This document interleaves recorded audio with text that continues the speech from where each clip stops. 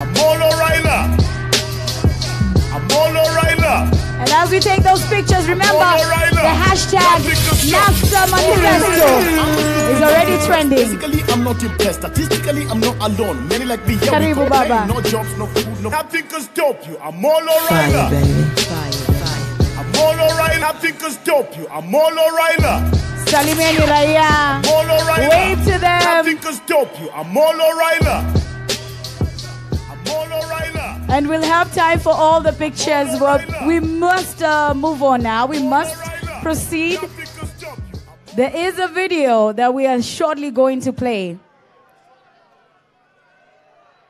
I know members of the press are very eager to capture all the pictures. Tuko sawa pale? Haya.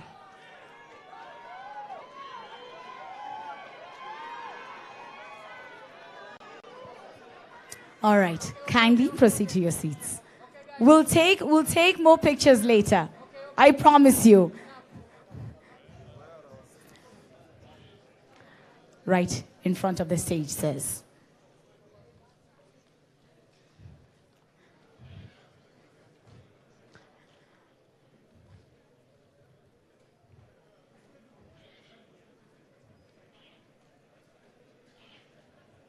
Let's all take our seats now. Asanteni sana.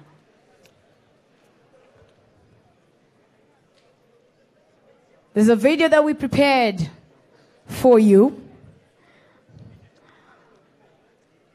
And we want to watch it now, so let's just, members of the press, I know we're very eager to capture the moments. But we must clear the stage first.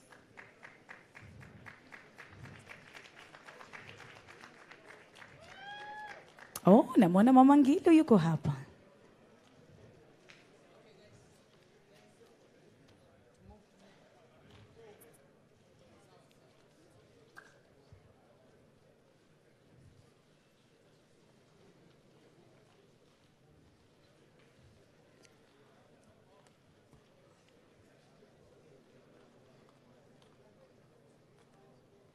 All right, and now we're ready to play this clip. Yaitwa Kenya. The video of Kenya heading into prosperity. So let's take a look.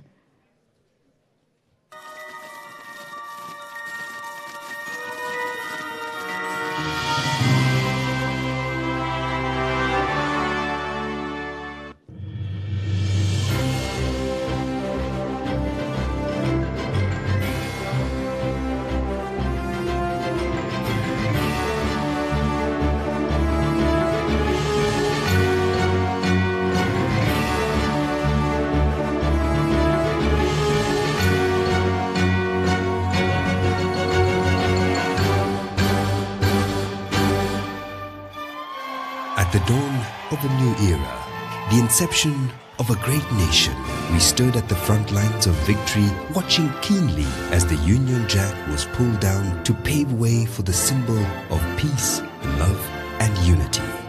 This was the first liberation, a chance at rebirth and the absolution of all past transgressions. Nothing mattered except hope. Hope is not just the feeling of expectation, but the feeling that all those expectations will come alive in our lifetime. Hope is what tied us together as we danced in unity and prayed, "O God of all creation, bless this, our land and nation." Hope was seated amongst us as we discussed the new opportunities awaiting us, and hope did not abandon her children, but was their shield and defender at a time when she was all they had. Our great land flourished with promise, and the fight for independence was now a prominent story, part of a rich history that would mark the foundation of Kenya. We stood on the shoulders of great men and women that made it possible for us to enjoy this freedom, and indeed plenty was found within our borders. This was Kenya's time for an upward turn. A time to make the journey worth it. Let one and all arise, they said. It was not to be, as the country entered a period of social stratification that led to much bigger problems that have plagued us until today. The dark days previously cast upon us were now once again hanging over our heads when we found new ways to ensure we were further divided than when our colonizers left us. An era characterized with political repression and revolutionary terror was to befall the great nation of Kenya, and many fallen heroes to go down with its tumbling walls. Draped in fear and uncertainty, we all recalled a time when we sang, "And our homeland of Kenya, heritage of splendor, firm may we stand to defend." But the joy of that song had long left the ones for who it was intended. Thrown into a whirlwind of bad governance and corruption, the country was at a standstill, with everyone seeking answers and once again looking to the promises of those early days when our country was born. The second liberation in Kenya happened when some brave leaders took it upon themselves to fight the good fight. They stood up for Kenyans who could not speak up on these matters. They fought to open the democratic space and to start the trend of demanding accountability from sitting governments. We all remember Saba Saba as a time that started this dialogue. These brave leaders suffered at the hands of power along those lonely corridors of justice that favored only but a few. Some were detained, tortured, and forced to denounce their mission, but upon release continued to fight for the freedoms we enjoy today. Freedoms we cannot take for granted. Freedoms that govern how we live our lives today and the comforts we enjoy. Freedoms that bind us together like that promise made in those early days. Today, we celebrate 54 years of self-governance and independence. We have never been closer to square one. We have gone back in history to a time filled with fear and uncertainty. Corruption is at an all-time high, with ministries being robbed clean of funds meant to develop the nation. Misappropriation of taxpayers' money is nothing new, and our leaders in power have openly told the public that they do not know what to do with corruption in their government. Dear Kenyans, don't you want answers? Isn't it high time your government started working for you? We as NASA want to walk with you into the future and deliver you into the third liberation that we all so desperately seek. A future where each Kenyan can contribute to a greater good for the country. A future with a clear development agenda, complete with accountability measures. A future where the economy grows not just in figures and jargon, but its impact felt by all. A future where we build cohesion so that each man, woman, and child will feel included in this development we speak of. Because, as we have seen in the last few years, growth without redistribution is not development, and progress is not reserved for a few special people in our nation. It belongs to you. One man will lead us into this time that will see reforms in education, revolutionize ICT, upgrade our agricultural systems, and welcome developments in infrastructure so that we put Kenya on the map to compete on a global platform with other leading countries for better opportunities. Amkeni ndugu zetu. We are heading into Nane Nane. On the 8th of August 2017, our country deserves a change. Our country deserves a makeover, and it starts tonight. Fellow Kenyans, you have been led off course long enough, and now our man, the Honorable Raila Amolo Odinga, will get us back on track. Sit back, relax, and let us lead you to Canaan. Yes, indeed. And I know that we are having also our viewers back at home.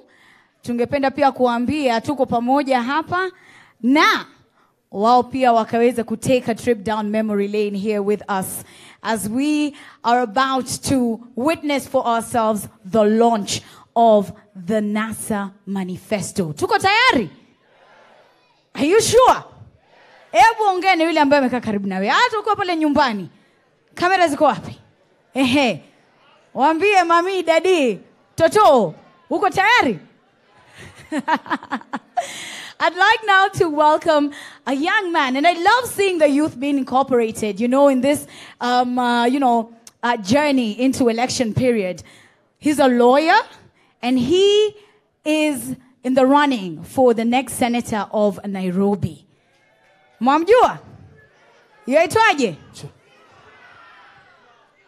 Edwin Sifuna. Billboard yake kubwa sana pale karibu na Galana Plaza where I work. So let's welcome him as he takes over the rest of the program. Edwin Sifuna, karibu sana. Barubaru, njoo ukiwa umechangamka kidogo.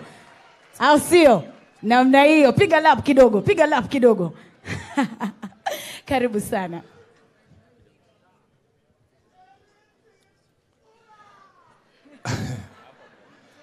Asante sana, Mwalimu Rachel. I want to welcome all of you here.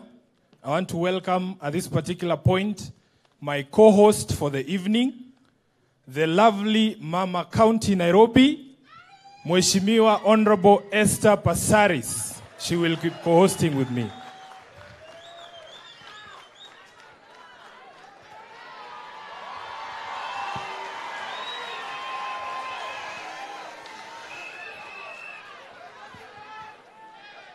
Good evening to the NASA principals, invited guests, ladies and gentlemen, Warembo na Vijana, Kenyans beyond our borders. I am honored to be on this stage, and I pledge my commitment to the manifesto being launched to the women and the citizens of this great nation.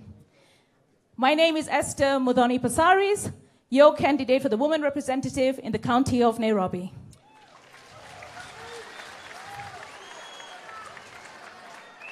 And my name is Edwin Sifuna, your candidate for Senate in Nairobi. We've watched the brief video that has just played here today to show us the journey that this country has taken to where we are today. NASA's agenda is in re-engineering the state in the most fundamental way by taking the country out of desperation to liberation and prosperity. Through a people-centered approach, NASA will restore hope to the citizens of Kenya and reinstate their faith in the government. Hear and feel what some Kenyans have to say on the issues of corruption, insecurity in our beloved country.